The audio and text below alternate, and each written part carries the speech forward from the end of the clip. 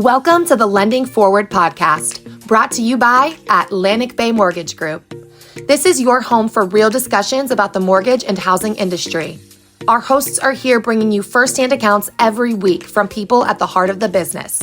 And we're chatting with professionals from all corners of the industry as they help cultivate transparency around the future of the industry we love. Together, we are lending forward all we know to you. Thanks for joining us for today's episode. Let's dive in.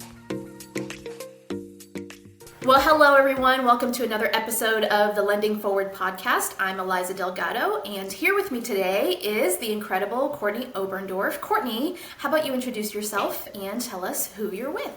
No problem. My name is Courtney Oberndorf, and I'm on the board with the Professional Women in Building Pittsburgh Chapter, and we're associated with the Builders Association of Metro Pittsburgh, as well as the Pennsylvania Builders Association. So 3 great organizations all in one. And I also work for the business administrator for Essig Renovation and Design here in Pittsburgh. Awesome. Well, thank you for joining us today. Tell me a little bit about, your background, how you ended up in the space that you're in, and then I want to dive into the PWB and what your role is there and what you're looking to accomplish. Well, after a lot of different career choices in my life, I ended up a facilities manager for a large retailer, and through doing a remodel with them, realized that I really enjoy the construction world, but I would rather be more in the office part of it. So I worked really hard to find this great company that I could be the business admin and still be in with everybody that's getting their hands dirty and be part of that world. And through that, I was lucky enough we joined the Builders Association of Metro Pittsburgh. And then this January, 3 of our lovely women, Heather Dykeman, Candace Giel Brown, and Maria Wilson, decided to start the Professional Women in Building Chapter here in Pittsburgh, and it has just gone off crazy. It's been great. Like gangbusters. That's what we love to hear. Yes. So one of the things that we discussed before, kind of jumping on the podcast was talking about, the support that you've gotten from, both the national and the local chapter of the Home Builders Association.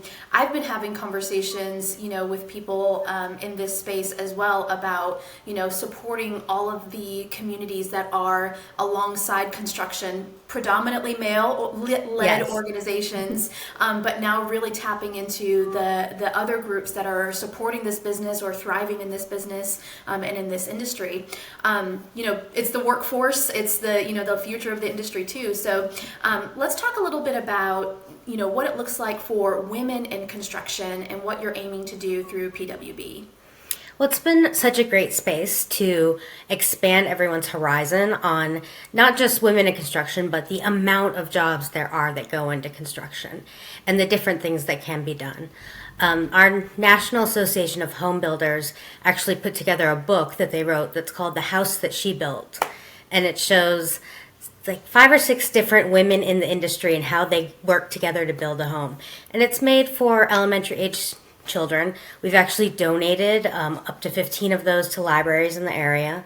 And anytime we have someone come to our office that has a young girl, I always show them the book or give them a copy so that they can share it. It's been amazing just to have that support as well to educate coming from our national level. We've been very lucky with the Builders Association of Metro Pittsburgh and how they have welcomed us. Some will even admit our events are better. But we've had so much fun with everything. We had an amazing turnout for our first giant fundraiser this Saturday, actually. We're still recovering.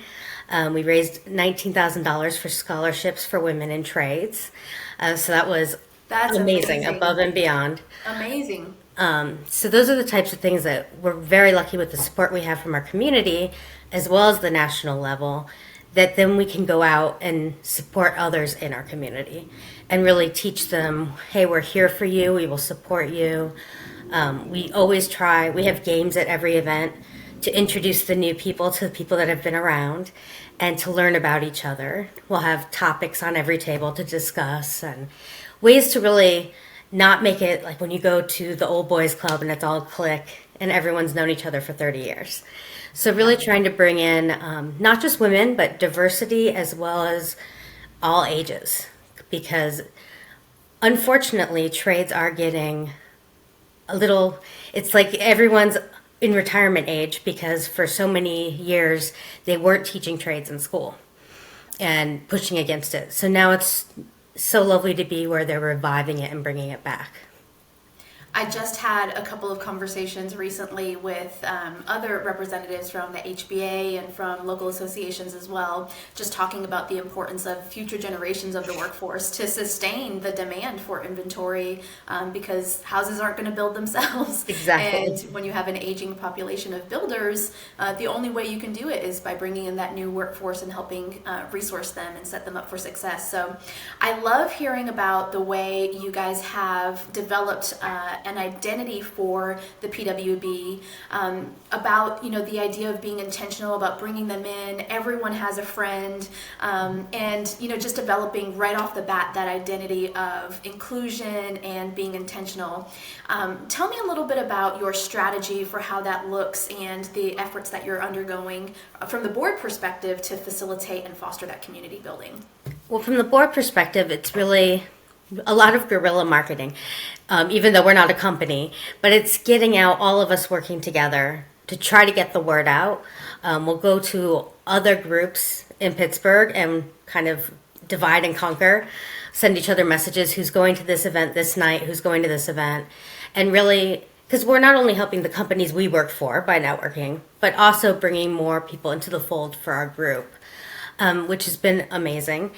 The topics on the tables that I was discussing, that was something that was actually someone from the membership committee said, we don't want it to feel like a clique, let's make a game. So we colored popsicle sticks, and when people walk in, they pick the popsicle sticks, and that's the table they have to sit at. And that's how they get their table topics and meet new people. Another very large proponent is we do not want to be that type of group that just supports it's your own business.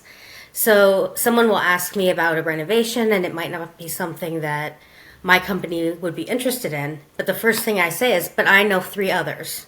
So let me give you their information.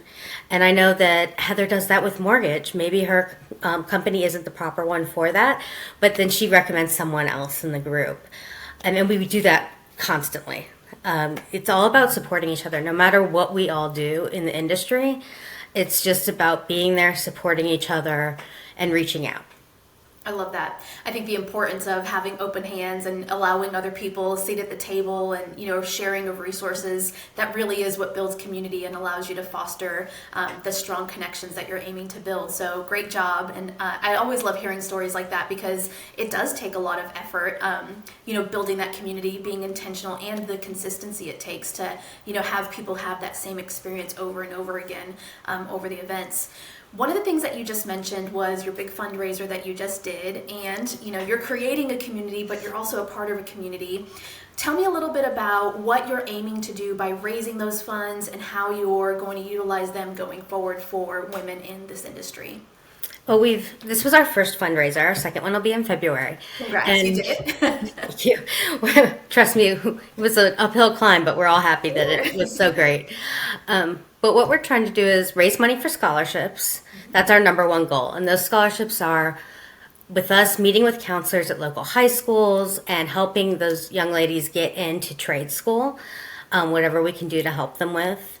We're also sponsoring 1 or 2 people, depending on how much money we finally make, to go into the Pitt IEEE program, which is run by the University of Pittsburgh, and it's an entrepreneurial program for all business owners, but we're sponsoring female business owners to go, and it really helps them expand their company, no matter how old it is. We have multiple members of BAMP and PWB that have utilized this program, and it's not cheap. It's $5,500 right now for the year to take the classes. So we're really looking forward to sending our great members there. That is awesome. I love hearing that. So it's the importance of building a community, but giving back to the same community. So it's a wonderful thing to be a part of. So I'm super excited to hear that for you guys. What's your next big thing that you guys are working on, and next big event? And how can someone get connected to you guys, whether they want to be a part of your group or maybe to donate? The easiest way to find out more about us and to register and sign up and be a member of this great group is pghhomebuilders.com. That is our website for Pittsburgh, and that gives you all the information for NAHB, PBA, BAMP, and Professional Women in Building. A lot of acronyms, sorry. We can make sure that we clarify all the different acronyms, although in industry there's always a million of them. That's awesome. Yes. And then we also have PWB-PGH on Instagram, Facebook, and LinkedIn. And you can jump on any of those, and one of us will answer any questions you have. We'll set up a lunch date, a happy hour date, and we can go over everything with you. And also, if you scroll through that, you'll find more about what we do and the ladies that are all involved. We are 10 months in, and we have 99 members already. So that's incredible. Very Way to go. I'm proud of you, and I'm not even in your market. I wish I could go support you. So you have all my support from here. So congratulations. Well, come to Pittsburgh and visit. I will. We will welcome you with open arms. Thank you so much. I appreciate that invitation. I will take you up on that at some point. Now, with that being said, one of the last questions that we ask here, and before I get there, I'm going to ask you one more quick question before I get there. What is one thing that you're the most proud of, either in your career or in this role at PWB? What does that look like for you in this season of your professional experience? I think it's kind of twofold. It's always been important for me to find a way to give back. But also, I'm not from Pittsburgh, so moving here, finding this community has been amazing for me. But I'm kind of most proud of my boss for giving me this opportunity to do it. He already supported women in building. He works hard. He has many female-owned building subcontractors, and he really supports it. And it takes a lot of my time. And he has definitely seen how it helps, but also how we're helping the community, and loves that that's a way we can give back. Sounds like you've landed in a great spot, and Yes. I love your boss for you. Now, the last question, how are you lending it forward? I think for me, the importance of lending it forward with this is really letting young women know that they can do this. Bit older myself, and I remember that we still had, so many schools don't now, wood shop and auto shop. And it was very much like, well, you're not going to take those, you're a girl, here's home ec. And it's so nice that now it's so much more open. And really just every little girl letting her know, hey, do you want to do anything in building? It can be in the office, you can be an architect, you can be a project manager, you can do estimation, or you can get out there and swing that hammer.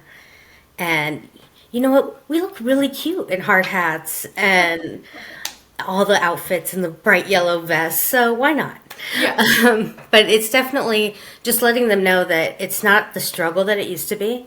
It's still a struggle. I mean, there's still definitely a wall to break down, but it's much easier, and all of us women are here to support you and bring them in and let them know that we're here for them. I think that is a great way to wrap up this episode. Thank you again for joining me, Courtney, today. I've loved having you on this episode and loved hearing what you guys are doing in Pittsburgh. Courtney has shared information on ways to get connected, and we will see you next time on Lending Forward. Thank you so much. Thanks again for tuning into today's episode of the Lending Forward podcast. Be sure to subscribe to our channel, follow us on Instagram at Lending Forward, on YouTube, and LinkedIn. Tune in next week for another new episode, and go lend something forward today. Atlantic Bay Mortgage Group, LLC, NMLS number 72043, NMLSconsumeraccess.org is an equal opportunity lender and employer, located at 600 Lynn Haven Parkway, Suite 100, Virginia Beach, Virginia, 23452.